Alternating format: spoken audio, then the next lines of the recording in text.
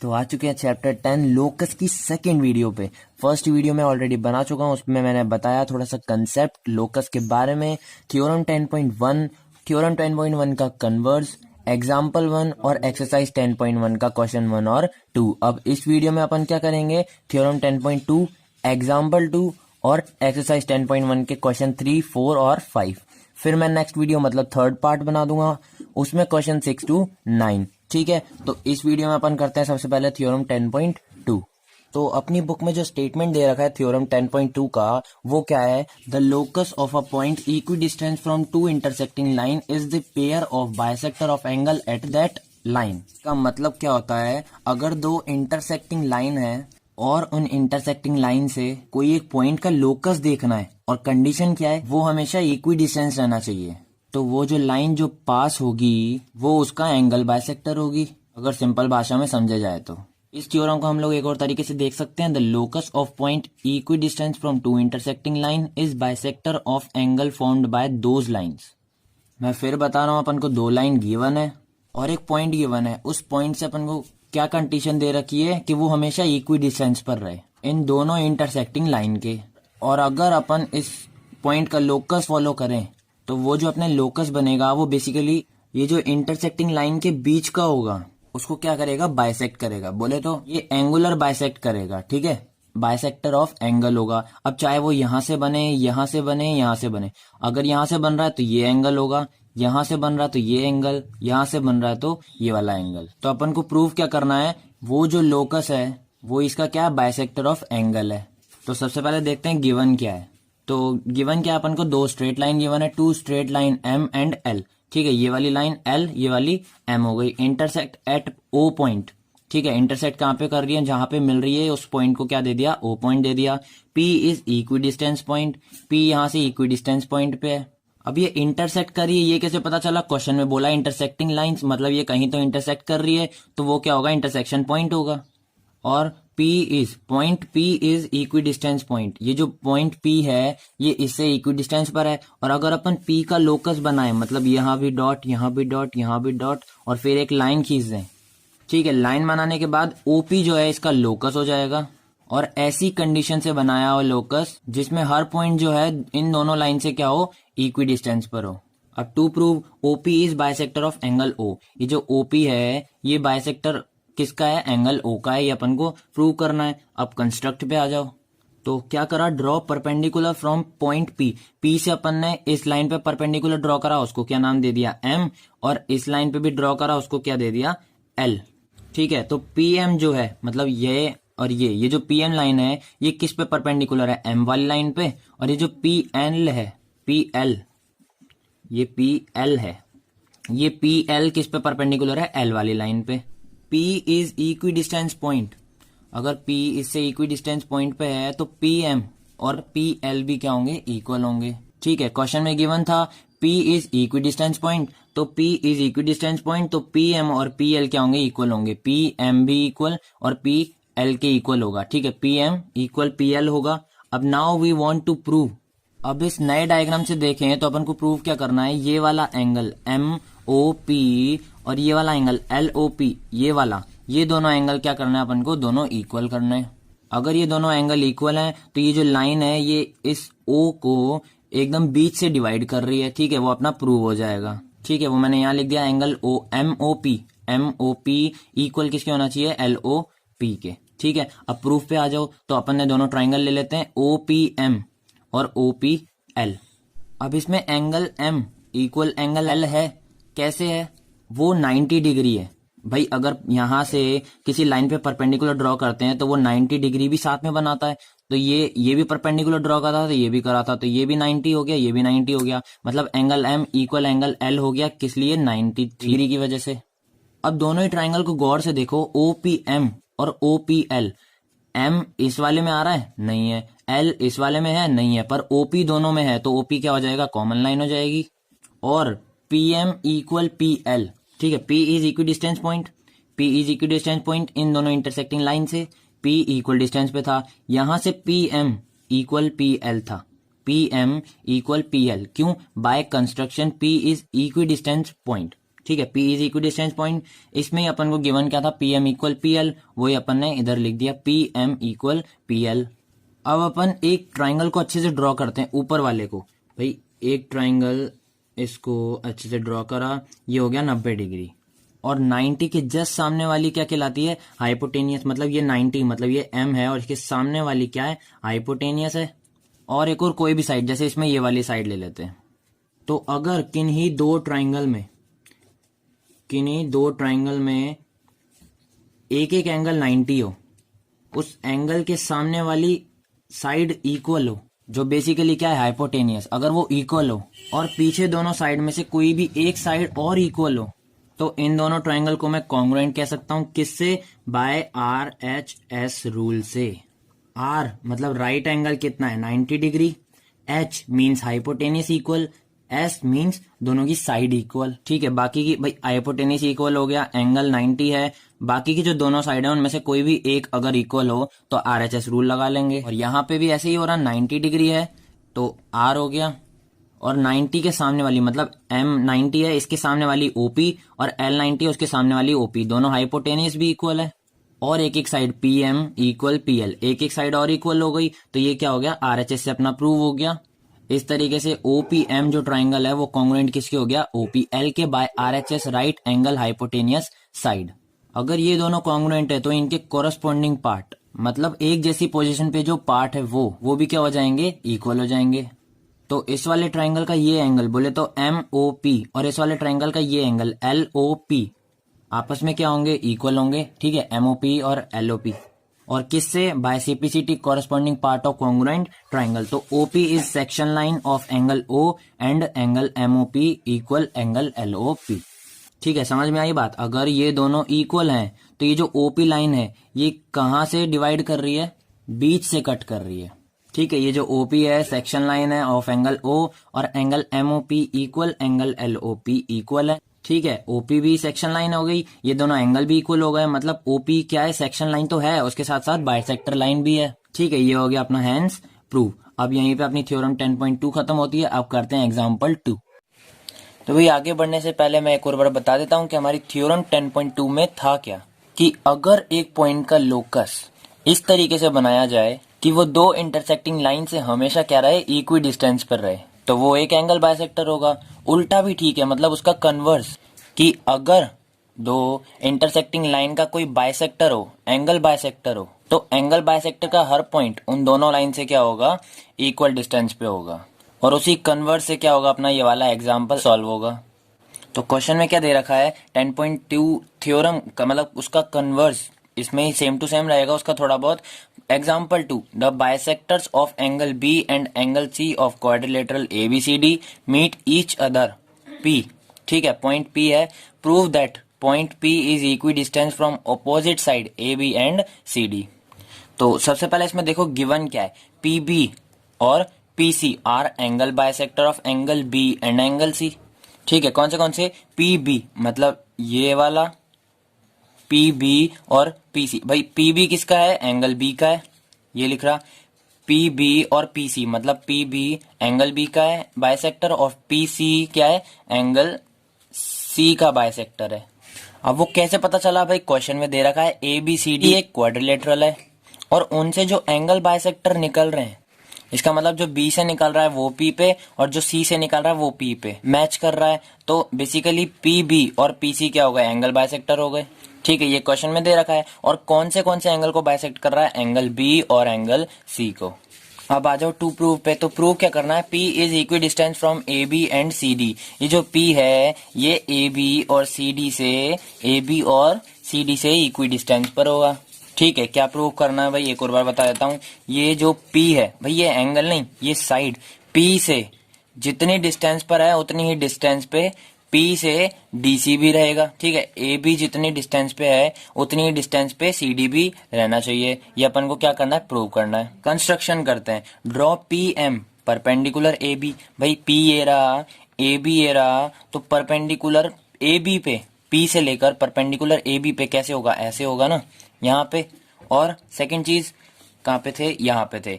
P M perpendicular A B और P N perpendicular C D, मतलब यहाँ से यहाँ पे कोई पॉइंट है एन, इस पे परपेंडिकुलर कर रहा है, किस पे, सी डी पे कर रहा है, P L perpendicular B C. ठीक है, ये डायग्राम बना चुका हूं मैं। पी से लेकर एम, मतलब पी एम जो है ए बी पे परपेंडिकुलर है, पी एन जो है सी डी पे परपेंडिकुलर है, और पी एल ये वाला ये किस पे है, बी सी पे परपेंडिकुलर है। ये तीनों चीजें अपन को कंस्ट्रक्ट करनी है। So we want to prove P M equal P N. ये जो डिस्टेंस है ए बी से पी पॉइंट से ए बी तक की और पी पॉइंट से सी डी तक की, ये क्या होनी चाहिए, इक्वल, मतलब P M equal P N अपन को प्रूव करना है। अब प्रूफ पे आ जाओ तो भाई कन्वर्स ऑफ 10.2 क्या है, point P present on angle bisector are equi distance from intersecting line. तो अपन को उल्टा करना है। तो भाई सपोज करो कि अपन इंटरसेक्टिंग लाइन समझते हैं ए बी और बी सी। ठीक है, ये ए बी और बी सी, ए बी पे एम, इधर पी है ही सही, एम, और बी सी पे क्या है, एल है परपेंडिकुलर, और ये पी क्या है, इस बी का एंगल बायसेक्टर है। तो ये पी जो है इस लाइन से जितनी डिस्टेंस पे है उसी ही डिस्टेंस पे बी से भी होगा। ठीक है, उतनी डिस्टेंस बी से भी होगा। इसका मतलब क्या है, पी एम और पी एल, भाई पी एम ये जो डिस्टेंस थी ए बी पे परपेंडिकुलर, वो इक्वल किसके होगा, पी एल जो बी सी पे परपेंडिकुलर था वो, मतलब P M equal P L. ये हो गई अपनी फर्स्ट इक्वेशन। ठीक है, P lies on bisector of angle B. फिर अपन दूसरा देखते हैं इंटरसेक्टिंग लाइन। तो अब बीसी भी लेंगे पर अब डीसी लेंगे। ठीक है, बीसी भी लेंगे और डीसी लेंगे, अब ए बी नहीं लेंगे।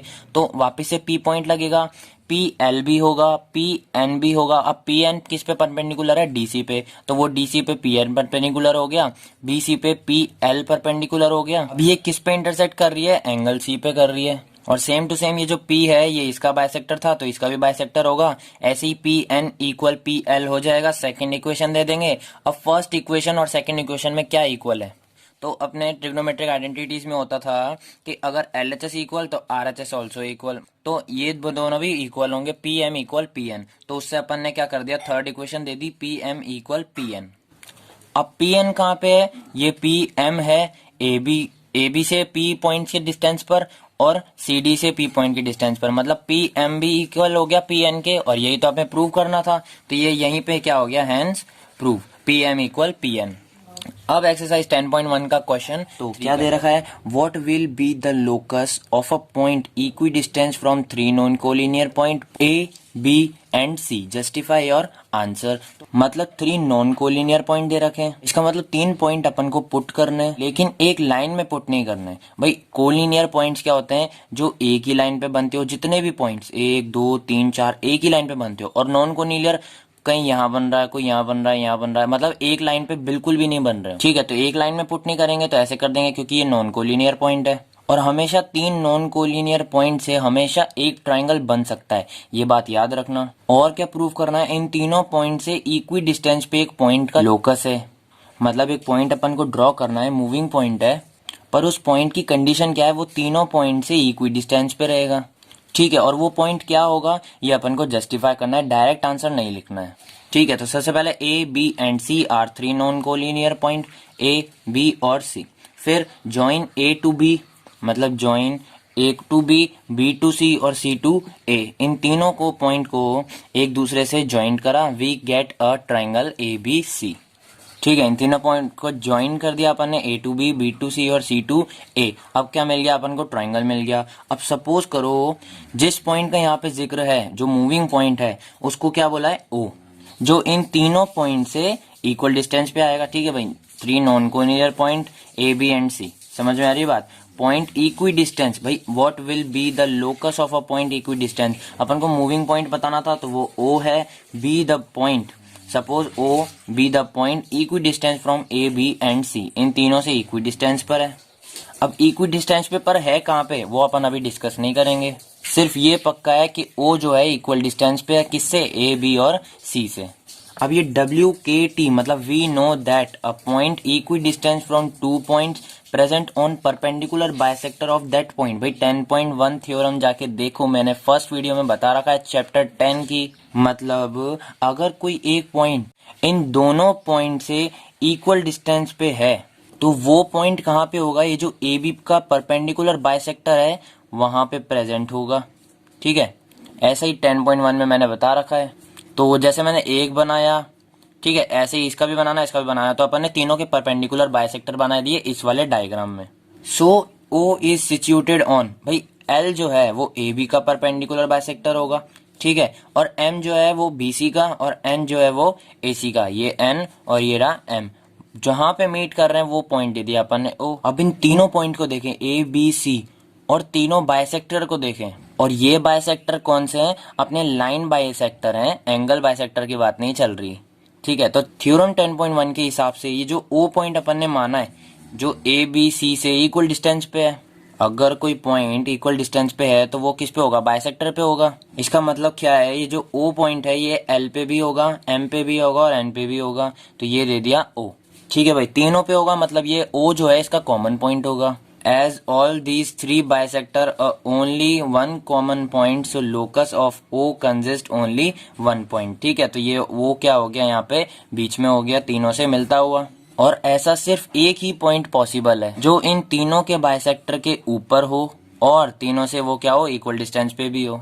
एक तरह से देखे तो ये आंसर है कि जो लोकस है उस पॉइंट का, वो पहली बात तो एक पॉइंट है, अब उसको क्या कहते हैं वो अपन अभी देखते हैं। अब ये पता चल गया ओ जो ये है यहाँ पे है, तो मतलब ये जो सारे तीनों पॉइंट इक्वल डिस्टेंस पे है, मतलब O A equal O B और इक्वल ही ओ सी होगा। ये नीचे अपन ने लिख दिया, ठीक है। इक्वल है तो मैं इन तीनों को क्या मान सकता हूँ? रेडियस मान सकता हूँ।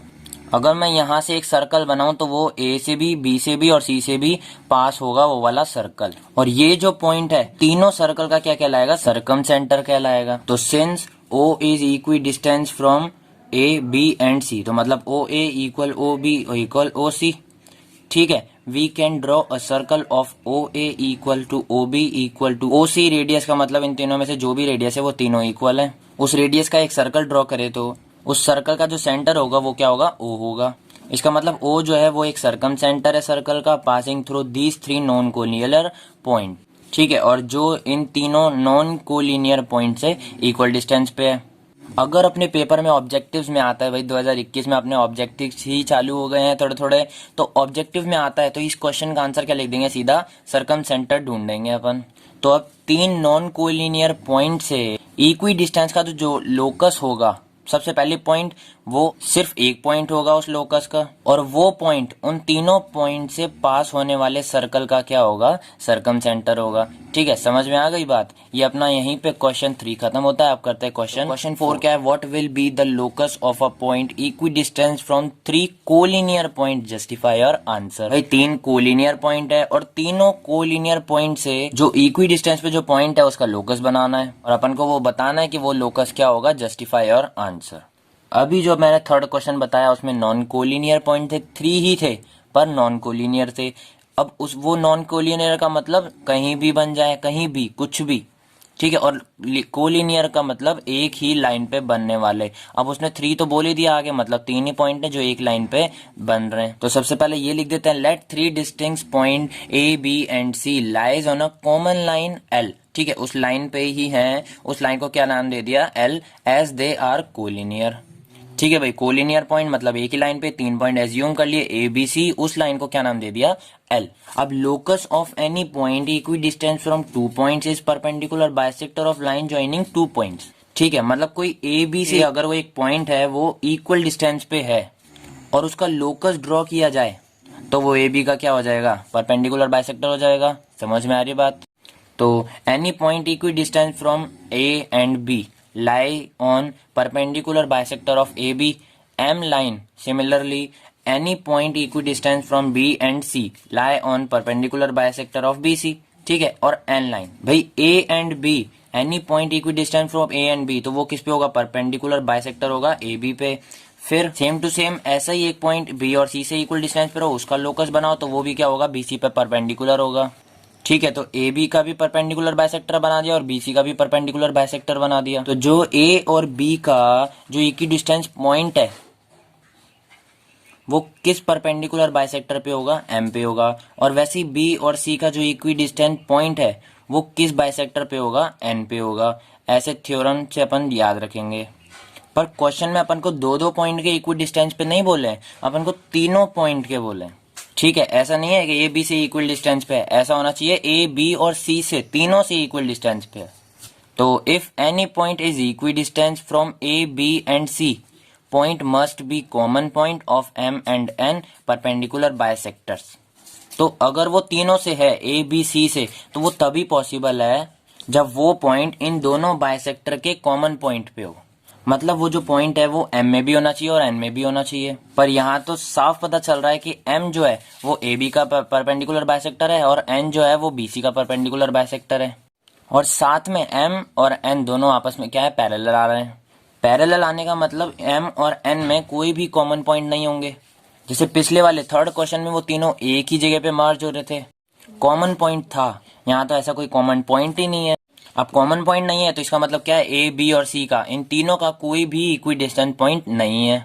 लोकस तो तब बनेगा ना जब कोई पॉइंट होगा, जब पॉइंट ही नहीं है तो लोकस तो बहुत दूर की बात है। So there is no common point is M and N, so there is no such equi distance from point from three collinear point. ठीक है, एम और एन में कोई कॉमन पॉइंट नहीं है, so there is no such equi distance from point from three collinear point.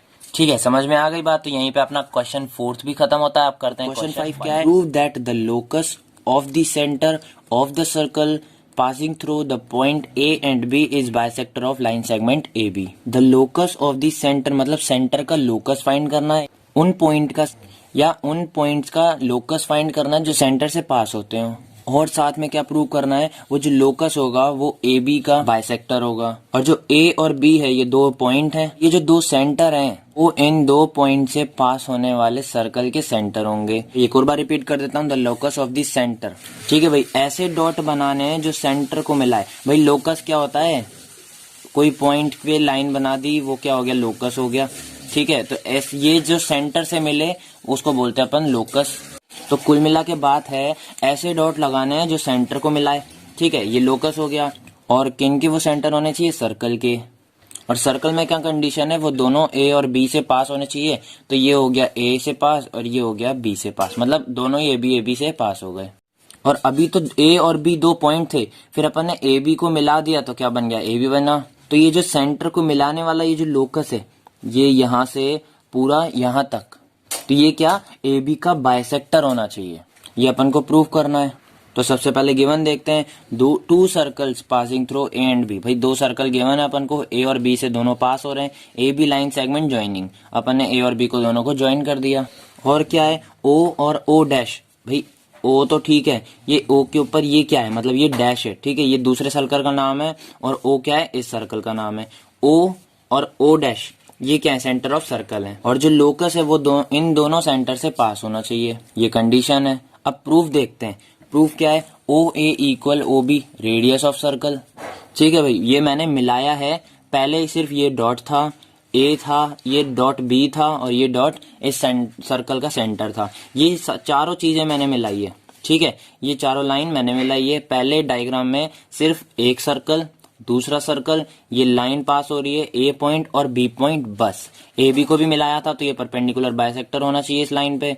ये जो दो पॉइंट थे इन दोनों को नाम दे दिया ओ और ओ डैश। ए बी को मिला दिया तो अब ये ओ ए और ओ बी, ओ ए और ओ बी क्या है, रेडियस है इस वाले सर्कल की। अब ये रेडियस कैसे हुआ भाई, सर्कल के सेंटर से सर्कल की बाउंड्री तक अपन कोई लाइन बनाते हैं तो वो क्या है, हर तरफ से सेम रहती है, मतलब वो रेडियस है। अगर ये 5 होगी तो यहाँ से भी 5 बनेगी, यहाँ से भी 5, यहाँ से भी 5, यहाँ से भी 5।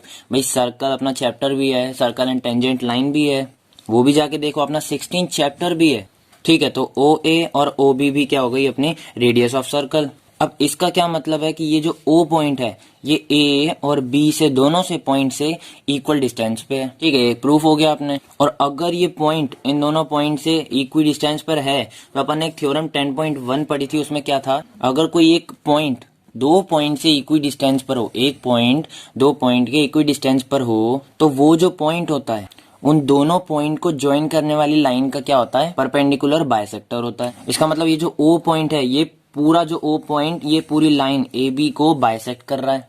ठीक है, जो O पॉइंट है ये ए बी को बाइसेक्ट करने वाला जो भी बाइसेक्टर होगा उसके ऊपर है। ठीक है, तो ये भी लिख दो, so O is equi distance from A and B, so O lies on perpendicular bisector of AB 10.1 theorem से। अब same to same O dash equal मतलब O dash A equal O dash B. इसी circle में भी ओ ए और O B, अब ये ओ नहीं है ये ओ डैश है, ठीक है। ओ डैश ए और ओ डैश बी भी इक्वल होंगे radius of circle. So O dash is equidistance, ये डैश है, O dash is equi distance from A and B, so O lies on perpendicular bisector of A B. जैसे O यहां से perpendicular bisector था ए B पे, वैसे ही O dash भी ए B पे क्या होगा, परपेंडिकुलर बाइसेक्टर होगा। किससे होगा, 10.1 थ्योरम से। इसका मतलब O और O डैश को मिलाने वाली जो लाइन होगी वो बेसिकली सेंटर का लोकस होगी, वो खुद क्या होगा, परपेंडिकुलर बाइसेक्टर होगा, ठीक है। इधर भी लिख दिया। सो O और O डैश, ठीक है, O and O dash lies on perpendicular bisector of A B, hence the locus of the center of the circle passing through A and B is perpendicular bisector of AB। इसका मतलब O और O dash को मिलाने वाली जो line है वो perpendicular bisector होगी, किस पे होगी, AB पे होगी, ठीक है। यहीं पे अपना क्वेश्चन खत्म होता है। फिफ्थ इसी के साथ अपनी वीडियो का एंड हो गया। अब अगली वीडियो में बनाऊंगा क्वेश्चन 6 to क्वेश्चन 9, उसमें भी अपनी 10.1 समाप्त हो जाएगी, फिनिश हो जाएगी बिल्कुल।